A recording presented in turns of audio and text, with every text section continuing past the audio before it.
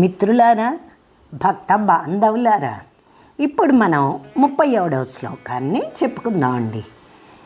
మనందరికీ తెలుసు, దేవతలు పాల సముద్రాన్ని మధించి చంద్రుణ్ణి, కల్పవృక్షాన్ని, కామధేనువును, చింతామణులను, అమృతాన్ని, లక్ష్మిని ఇవన్నీ పొందేరని మనకి తెలుసు కదా. ఆ విధంగా పండితులు అన్నవాళ్ళు వేద సముద్రాన్ని మధించి కల్పవృక్ష, కామధేను, చింతామణి ఇవన్నీ అతనేనండి.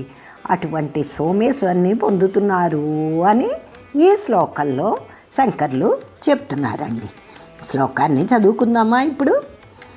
ఆమ్నాయాం బుద్ధిమాదరేణ సుమనః సంఘాత్ సముద్యన్మనో మంథానం దృఢభక్తిరజ్జు సహితం కృత్వా మథిత్వా తతః సోమం కల్పతరుం సుపర్వసురభిం చింతామణిం ధీమతాం నిత్యానందసుధాం నిరంతరరమా సౌభాగ్య మాతన్వతే. సుమనః సంఘాః అంటే దేవతల సమూహాలు, పండితుల సమూహాలు, అరదివన సుమనస్సులైన దేవతల సమూహాలు.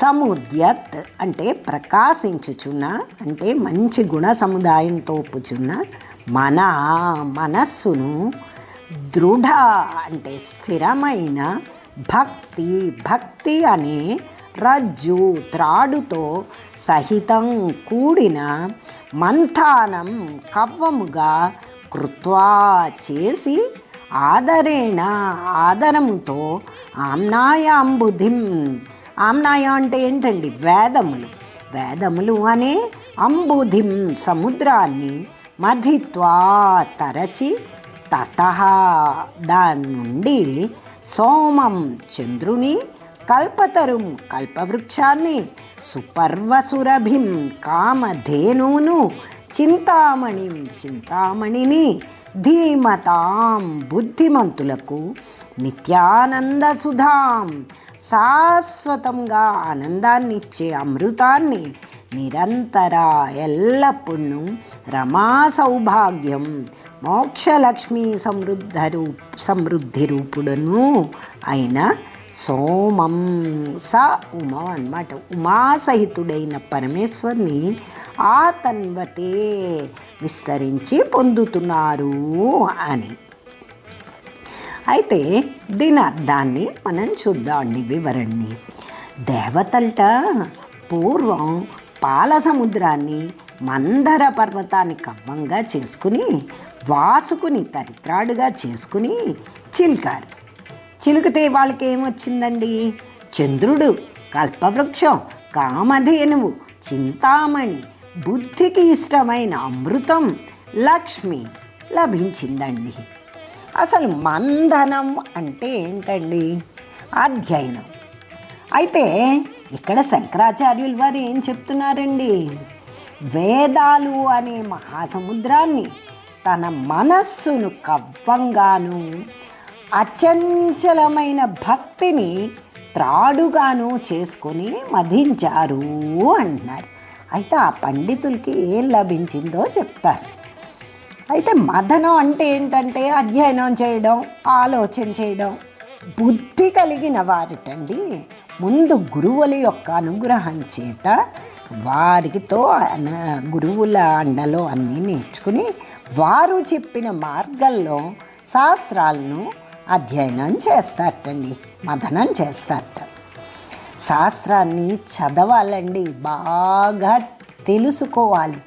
చదివేసి వదిలేసాము, బుక్ చదివేసామండి, మాకేం అర్థం అవ్వలేదండి, ఇప్పుడు గుర్తు లేదండి అంటాం మనం. అది కాదండి. అందుకే మథనం చేయమన్నారు, చదవమన్నారు, ఆ తర్వాత ఆలోచన చేయమన్నారు. చేసి అందులో ఏం చెప్పారు అన్నది మనం గ్రహించాలండి. ఇది శాస్త్ర పద్ధతి. శాస్త్ర పద్ధతిలో ఆలోచన చేసి తీరాలండి. పండితులు అన్న వాళ్ళందరూ అదే పని చేస్తారండి. నార్మల్గా మనిషి సుఖదుఖాల్లో కొట్టుమిట్టాడుతూ ఉంటాడండి. కాబట్టి మనకి శాంతి కావాలి అంటే కేవలం శాస్త్రాధ్యయనమే మనస్సుకి అవసరం అండి. అంటే మన మనస్సులో నెగిటివ్ థాట్స్తో పాడైపోతూ ఉంటుంది కదండి. అప్పుడు కానీ ఒక్క పుస్తకం దగ్గర పెట్టుకుని ఒక్క శ్లోకం చదివినా చాలండి. అదే కదా రవీంద్రనాథ్ ఠాగూర్ మనకి చెప్పారండి, పడుకుని లోపున ఒక పుస్తకాన్ని కానీ ఒక శ్లోకాన్ని కానీ చదివి పడుకోండి అన్నారు. అంటే అటువంటి పుస్తకం కానీ శ్లోకం కానీ చదివితే మన మనస్సుకి లోపల ఉన్న నెగిటివ్ థాట్స్ అన్నీ పోతాయండి, పాజిటివిటీని నింపుతుందండి. అలాంటి పుస్తకాలు ఎన్ని ఉన్నాయండి, ఎన్ని శాస్త్రాలు ఉన్నాయి, సముద్రం అంతా ఉన్నాయి అని చెప్పారండి. ఆమ్నాయం అంటే వేదము, అంబుధి అంటే సముద్రం. అందుకే స్వాధ్యాయం నా ప్రమద అన్నారు.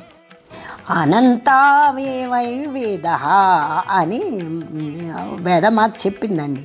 శాస్త్రాలటండి అనంతంట, మనకున్న ఆయువేమో చాలా అల్పం.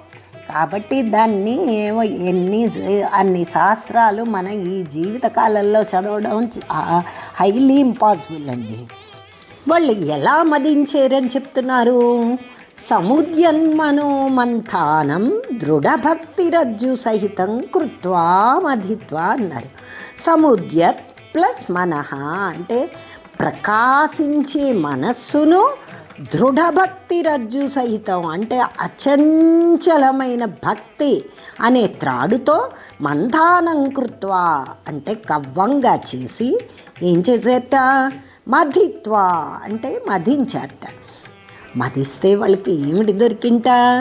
తతః సోమం కల్పతరుం సుపర్వసురభిం చింతామణిం.